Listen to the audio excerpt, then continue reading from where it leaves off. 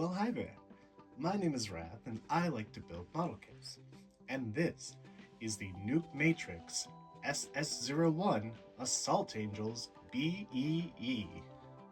So, you probably have a few questions. First of all, who is Nuke Matrix? Who are the Assault Angels? And who is B? So, let's start right at the beginning. Who is Nuke Matrix? Well, they're a small Chinese company that produce anime-style model kits of different girls who wear mechanized animal-designed armor. In this case, B wears B-styled armor. Who are the Assault Angels? Unfortunately, we don't really know too much about the Assault Angels because B is the only one that they've made. So until there's an SS02, 3, 4, until they're done with the line, B is our only Assault Angel. But who is B? According to her instruction manual, where it has the little blurb about the character, she is kind of like a mercenary super soldier, but also an assassin. She's the type of character that when the conflict gets a little heated, you send her in to solve the problem quickly with her advanced weaponry and her overall tactical skills. So, a small little side bit. Because Nuke Matrix has a whole nother line of model kits, and because B is the only member of hers, a lot of people have dubbed B as an honorary member of Nuke Matrix's other line of model kits known as the Cyber Forest Fantasy Girls, in which, like B, they are modified anime girls who wear armor based on various animals. Those animals being a fox, a bunny, a harpy, a siren or mermaid, you can kind of take your pick, a centaur, a wolf, a bat, and the newest member that's been recently announced is a grasshopper. So I'm going to go over a few of her accessories real quick, starting with her face. Right now she has the slight smile on her face, but she has 2 other painted faces and 3 blank faces. The first of the painted faces is more of a stoic, blank, expressionless face with the optional hairpiece that covers one eye. Her other painted face is like a yelling or a shouting face, and all 3 of those faces come in a blank variant, in which you do get a whole sheet of decals to choose the face you want. Also, she has 12 hands, so 6 pairs. So I'm only going to show one side. So, other than her fist, she comes with a knife holding hand, a widespread open hand, a relaxed open hand, a pistol or gun hand, and her peace/victory hands. Alternatively, she also comes with a pair of knives, a pair of desert eagles, or as the box calls them, silver eagles, 1 P90, and 1 large sniper rifle. It has an alternate tip, so if you don't want the big blocky tip on it, it has a small cylindrical tip. So to get into the articulation, she has a ball joint for the top or the base of her neck.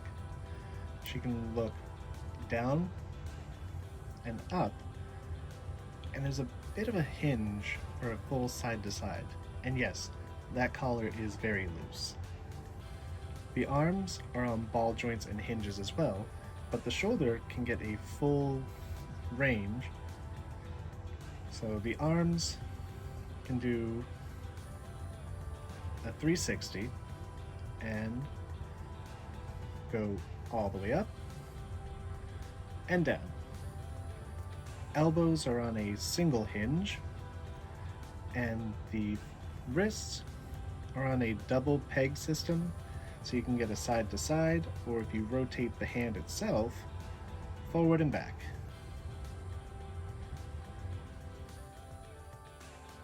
Upper body is on a ball joint and can do a full 360, but I don't know why you'd want to. This actually is in the way of her hip motion, because once it's attached, she loses most of it. Legs are on pegs and sockets, so she can only go about that far before the armor gets in the way. All the way back, all the way forward, and the upper part rotates, double bend at the knee,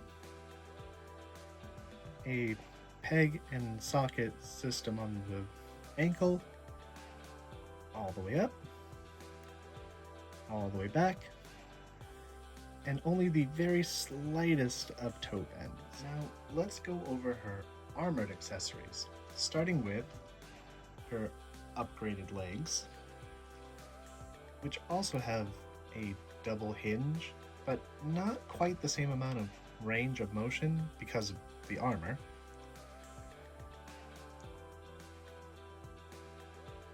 This little port for plugging in two of the accessories, much more range on the toe, and limited ankle, but about almost the same amount of range for flex. Her arms, which I believe are pretty much just the same arms with armor slightly off to the side of the range, because it gets almost the exact same range. Just this little piece of armor kind of blocks it. Otherwise, everything on the arm is the same range. A optional collar piece, which also is very loose. A clear window chest armor, and an upgraded backpack.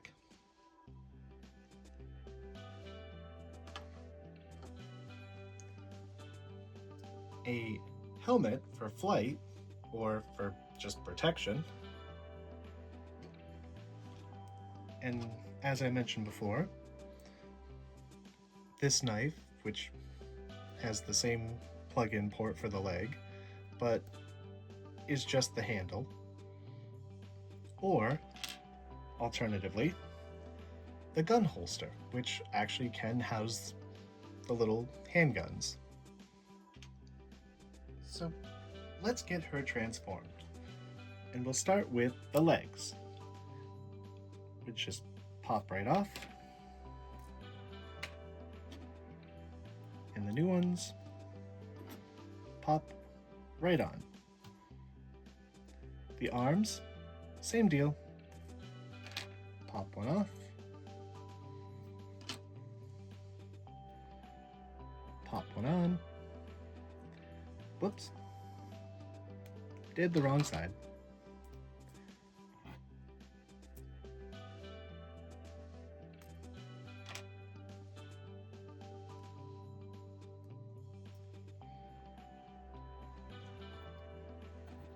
So for the hands, you'll want to just pop on any set of hands, or take the hands off of the regular arms and pop them right in.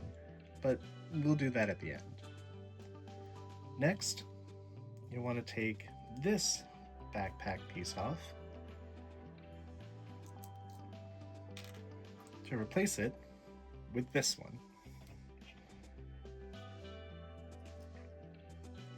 And then finally, you want to take some small pointed piece, or even push the neck all the way down, pop off that little piece to pop on the new armor. And then finally, we take the head off, take off that collar, put this collar on, and we can either put the regular head or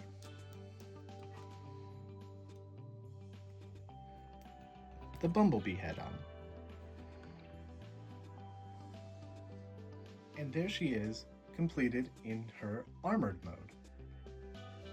I gave her one of each of the leg accessories, just so that you can get an idea of what they would look like on her, but now we have to go into her full armored mode. And the attachment for her, or the big bumblebee back piece, is gonna kind of get its own separate review because there is a lot of moving parts with that. So let's get into it.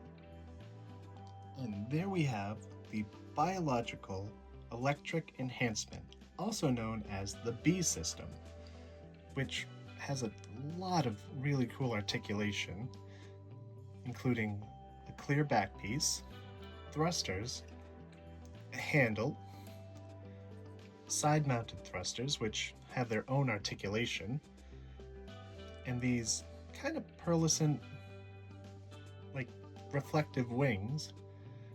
So the thrusters have these opening flaps for overall speed. They're on their own ball joints, and a hinge, which is also on another ball joint. And it's the same for both sides, but it can also open up just slightly to reveal attachment points. And those attachment points are for the Warrior B multifunctional guided missiles. There's a pair of each of these weapons. The Buzzer Type Z rapid fire Vulcans, and the Queen Bee Type I long-range jamming bombs. So what good is having this backpack if you can't actually attach it to the kit? And that's kind of where these next parts come in. You have this connector, this connector, and this connector. But wouldn't that make this kit really back heavy? And that's where this kit comes in with its own action base. So this B emblem is actually a completely separate piece. So if you don't want the B, you don't have to have it. And there, fully armored, all set up and everything. Now, the only thing I have to say that's a bit negative about this kit is it definitely has some joint tolerance issues. And if you've ever built a clear plastic stand, they're almost useless. It's a cool idea and it looks really nice, but the clear stands are not the best. But it can pull off the box art pose, although be it kind of precariously, because the gun hand that the P90 is in is just barely holding on. The P90's handle is far too big for the opening of the gun hand. But the sniper rifle It's a somewhat similar situation, but it's just that little bit smaller, so it works a lot better. As far as the Desert Eagles, no problem. As far as the knives, absolutely no issues. But this kit does suffer a lot of joint tolerance problems.